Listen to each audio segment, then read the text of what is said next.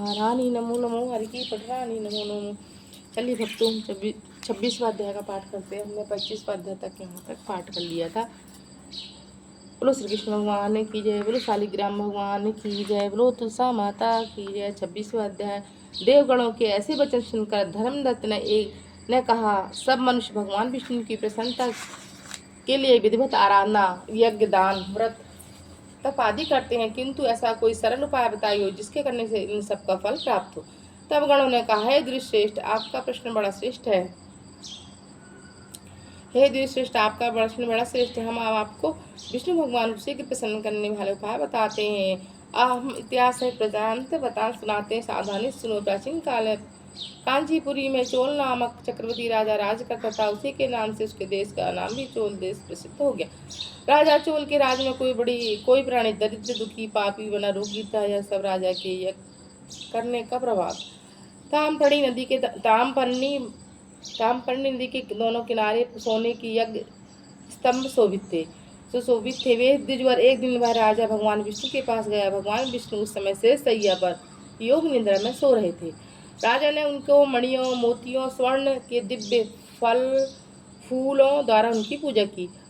फिर वह साष्टांग प्रणाम करके भगवान के चरणों के पास जा बैठा।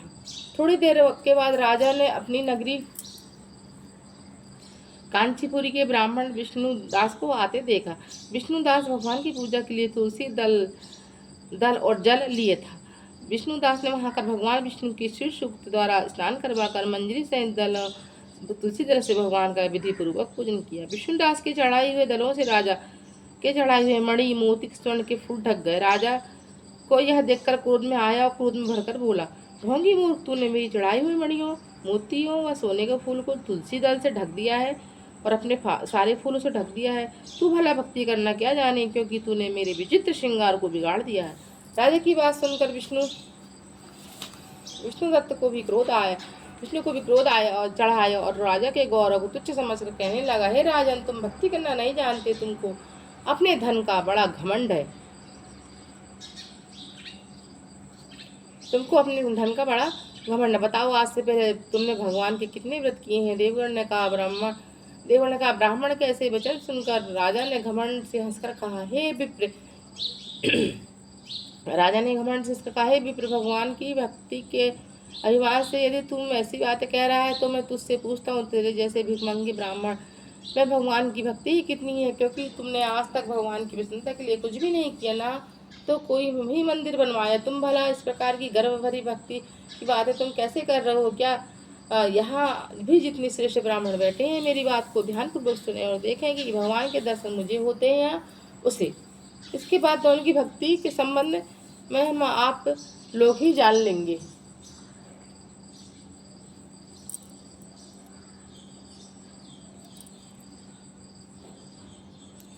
दोनों लोग भी जान लेंगे।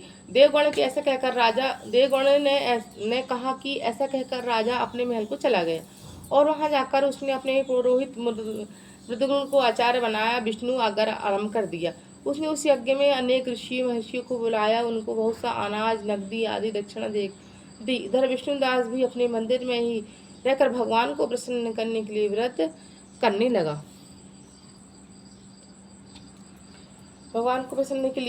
लगा। उसने माघ तथा कार्तिक मास के व्रत किए, तुलसी के वन का और एकादशी की भगवान विष्णु के द्वादश अक्षर मंत्र का जाप किया। वह भगवान को प्रसन्न करने के लिए गीत गाता रहा, नृत्य करता रहा, नित्य प्रति व्रत करता था, भूमि पर सोता था। हर समय भगवान को प्रसन्न करने के लिए माघ तथा कार्तिक के व्रत भी किए, उन व्रतों का नियम पालन भी किया, उद्यापन भी किया और इस प्रकार राजा चोल विष्णु दास द्वारा आराधना करते हुए बहुत दिन बीत गए। बोलो श्री कृष्ण भगवान की जय। तुलसा महारानी नमो नमो, हरि की पटरानी नमो नमो, तुलसा महारानी नमो नमो। श्री तुलसी चालीसा दोहा।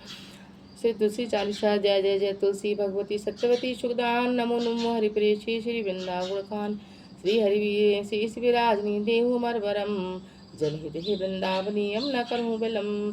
धन धन से तुलसी माता, धन धन से तुलसी माता, महिमा अगम सदा सत्य गाता, हरि के प्राणों से तुम प्यारी, हर हेतु कीनो तुम भारी, जब प्रसन्न है दर्शन दीनो, तब कर जोर विनय बस कीनो।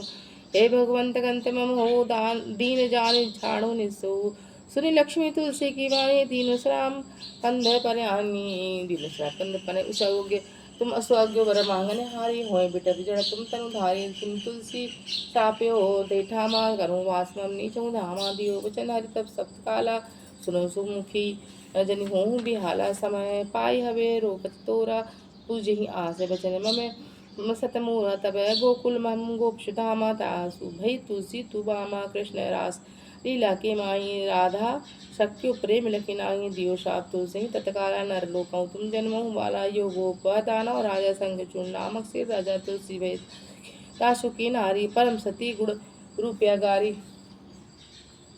असे दुए कल्प बीत जब गए हूँ कल्प तृतीय जन्म में तब भय हूँ वृंदा नाम भयो तुलसी को असुर जलंधर नाम पति को करी अतिदंड अतुलित बलधाम अतुल बलधामालीन शंकर से संग्रामा जब निज सैन सहस बिहारे मरई न तब हरहि पुकारे प्रतिव्रता वृंदाथी नारी को न सके पति ही संहारी तब जलंधर वेश बनाई वृंदा डिघरी पहुँचो जाई शिवे दलाई करी कपट प्रसंगा किए सती धर्म दई भंगा भयो जलंधर कर संहारा सुनि उर्सो पारा ते क्षण दियो कपट हरिटारी लखी वृंदा दुखे गिरा उचारी जालंधर ही जैसे हत्यो अभीता श्री राम से हरि सीता असी बस्तर मम हृदय तुम्हारा धर्म खंड मम पति संहारा यही कारण हरि जात ले यही कारण लही श्राप हमारा हो तनु पाषाण तुम्हारा सुनि हरि बचन तुरत उचारे दिए साप तुम बिना विचारे लख्यो न निज करतूत पति की छलन चाहो निज पार्वती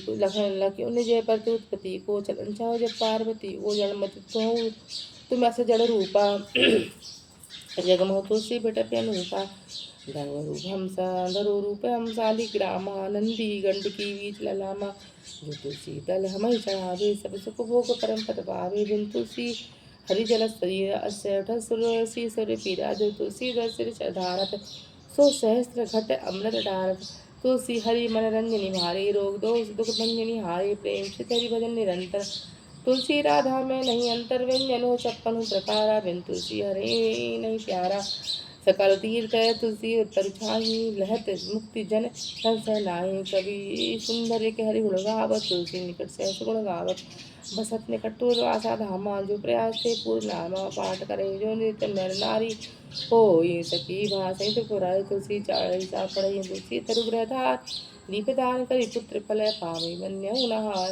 सकल दुख दरिद्र हार है परम प्रसन्न असीम धन जड़ लगी रहे बास नहीं पूरा अन्न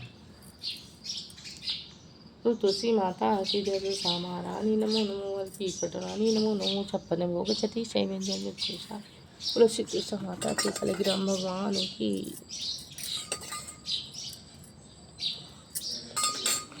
विष्णुवाय वासुदेवाय हरिये परमात्मे कृष्णाशाय गोविंदाय नमस्ते गुरुर्ब्रह्मा गुरुर्विष्णु गुरुर्देवो महेश्वरा गुरु साक्षात् परब्रह्म तस्मै श्री गुरुवे नमः तस्मै श्री गुरुवे नमः।